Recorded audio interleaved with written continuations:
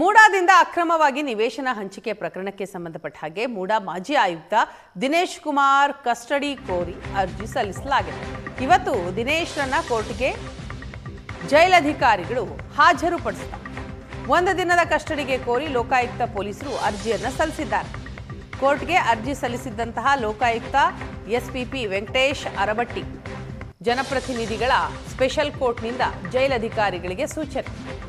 December 12ರಂದು ಜೈಲಿಗೆ ತೆರಳಿ ವಿಚಾರಣೆಯನ್ನ ನಡೆಸಿದ್ದಂತಹ ಲೋಕಾಯುಕ್ತ ಪೊಲೀಸರು ಇನ್ನೂ ಹೆಚ್ಚಿನ ತನಿಖೆ ಮಾಡಬೇಕು, ಹಾಗಾಗಿ ಒಂದು ದಿನದ ಕಸ್ಟಡಿಯನ್ನ ಕೋರಿದ್ದಾರೆ. ಇವತ್ತು ದಿನೇಶ್ರನ್ನ ಕೋರ್ಟ್ಗೆ ಹಾಜರುಪಡಿಸುತ್ತಾರೆ ಜೈಲಧಿಕಾರಿಗಳು.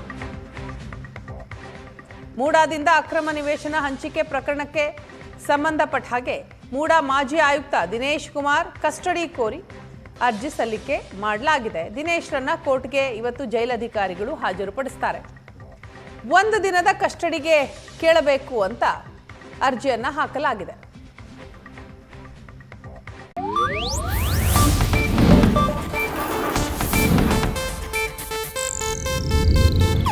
ಇದು ಏಷ್ಯಾನೆಟ್ ನ್ಯೂಸ್ ನೆಟ್ವರ್ಕ್ ಪ್ರಸ್ತುತಿ.